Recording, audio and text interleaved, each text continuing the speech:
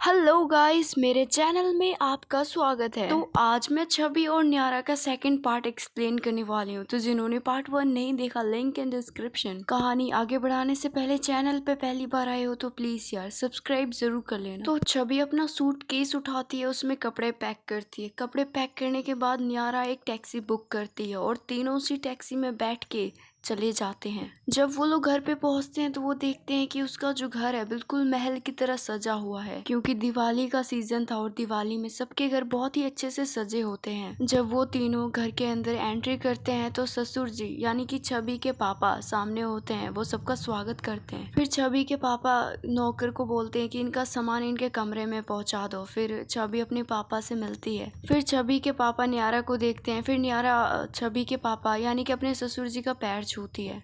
फिर छवि के पापा कहते हैं कि बेटा अपनी भाभी को कमरा दिखा दो। फिर छवि अपने भाभी को कमरे में लेके जाती है। छवि कमरे में ले जाके बोलती है कि भाभी ये आपका कमरा, यहाँ पे आप और सौर्य रहेंगे और मेरा कमरा आपके कमरे के ठीक सामने ही है। तो सौर्य बोलता है कि क्यों छवि बुआ, आप हमारे साथ क्यों नहीं रहोगे? वहाँ पे तो आप एक ही कमरे में सोते थे ना, फिर यहाँ पे दोनों अलग अलग क्यों सोओगे? तो फिर न्यारा सौर्य से कहती है कि बेटा ये ना घर बहुत बड़ा है और यहाँ पे बहुत सारे कमरे हैं। और पिताजी तो कह रहे थे कि सौर्य को भी अलग कमरे में रख देते हैं। वो तो मैंने मना कर दिया, वरना तुम्हारा भी एक अलग कमरा होता। ये सुन के सौर्य हंसने लगता है। उसको हंसता देख छवि और न्यारा भी हंसने लगते हैं। फिर छवि अपने पुराने कमरे में चली जाती है आराम करने के लिए। लेकिन छवि कहीं ना कहीं अंदर से बहुत डरी हुई थी। उसे डर इस बात का था कि कहीं किसी को पता न चल जाए कि वो अपने भाभी के साथ रिलेशन में है। फिर रात हो जाता है, खाने का वक्त होता है। फिर नौकर न्यारा के कमरे में आता है। उससे कहता है कि भाभी जी नीचे आ जाइए खाना खाने के लिए, आज सभी घर के लोग साथ में बैठ के खाना खाएंगे।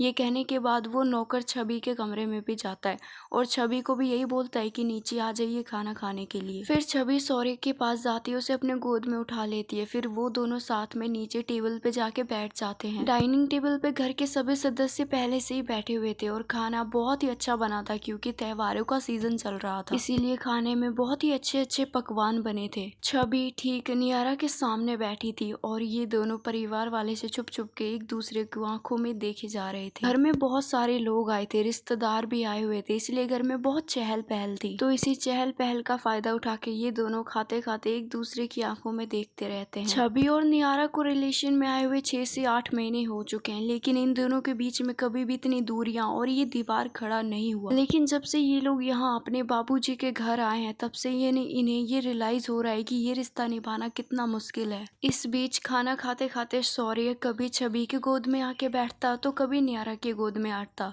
तो कभी वो अपने दादाजी की गोद में जाके बैठ जाता। उस छोटे से बच्चे को तो ये पता ही नहीं था कि उसकी मम्मी और उसकी बुआ यानी कि छवि पे अभी क्या बीत रही है। बीच बीच में सौर्य कहता था कि बुआ मेरे को किस करो ना, तो छवि उसे गालों पे किस कर लेती थी। फिर सौर्य अपनी मम्मी को भी कहता था कि मम्मी मुझे किस करो ना। फिर जहाँ पे छवि ने किस किया होता है, न्यारा वहीं पे किस कर देती है। किस करने के बाद दोनों के लिप्स के जो लिपस्टिक थे वो आपस में मिल जाते हैं, क्योंकि जो छवि ने लिपस्टिक लगा रखी थी वही न्यारा ने भी लगाई हुई थी। डिनर लगभग सभी लोगों ने कर लिया था और जिस लोगों ने डिनर कर लिया था वो सभी अपने अपने कमरे में सोने के लिए चले जाते हैं।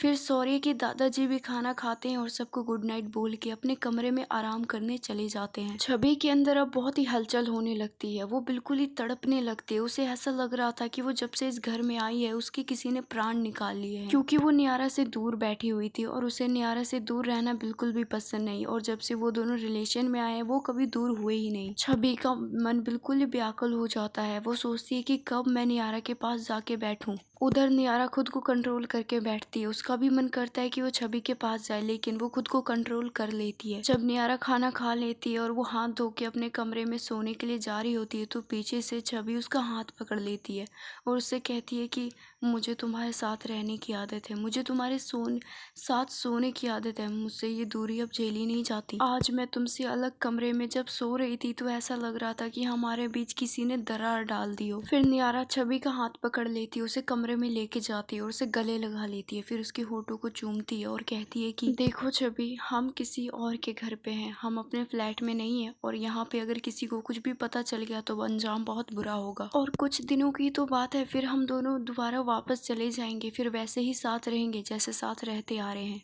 तो प्लीज कुछ दिन के लिए खुद को कंट्रोल करके रखो, खुद को अपने काबू में रखो। लेकिन छवि अपने फीलिंग्स को काबू नहीं कर पा रही थी। अब उसे इस महल में जितने भी लोग रह रहे थे सबसे उसे नफरत होने लगती है। छवि को ऐसा लग रहा था कि इस घर में, इस महल में जितने भी लोग रहते हैं, इस सोसाइटी में जितने भी लोग रहते हैं, सब मेरे दुश्मन है। छवि सबसे घृणा करने लगती है। नियारा उसके मन को शांत करती है, उसके होठों को चूमती है, फिर गालों पे उसे एक प्यारी सी पप्पी देती है और उसको समझाते हुए कहती है कि प्लीज जाओ अपने कमरे में। फिर छवि अपना मन मार के अपने कमरे में चली जाती है और जाके बेड पे लेट जाती है। ये रात बहुत ही गहरी थी, ये रात बहुत ही लंबी थी दोनों के लिए और दोनों रात भर नहीं सो पा रहे थे। नियारा जब सो रही होती है वो सोचती है कि सुना था सर्दियों में रात लंबी होती है, लेकिन इतनी लंबी होती है ये नहीं पता था। अब देखो ना, जब हम फ्लैट में थे तो छवि के साथ समय कब कट जाता था पता ही नहीं चलता था, और आज की रात तो एक एक मिनट एक घंटे जैसा बीत रहा है। दोनों एक दूसरे की फीलिंग्स को, एक दूसरे की तड़पन को महसूस कर रहे थे। नियारा ब्लैंकेट में सौर्य के साथ सो रही थी और उसे लोरी सुनाते हुए कहती कि बेटा जल्दी सो जाओ। लेकिन सौर्य बहुत दिनों के बाद अपने दादा के घर आया था, उसका मन तो बहुत चंचल था। आज सौर्य बहुत खुश था जिस वजह से उसे नींद भी नहीं आ रही थी। लेकिन कैसे तैसे नियारा सौर्य को प्यार से सुला देती है, फिर सौर्य सो जाता है।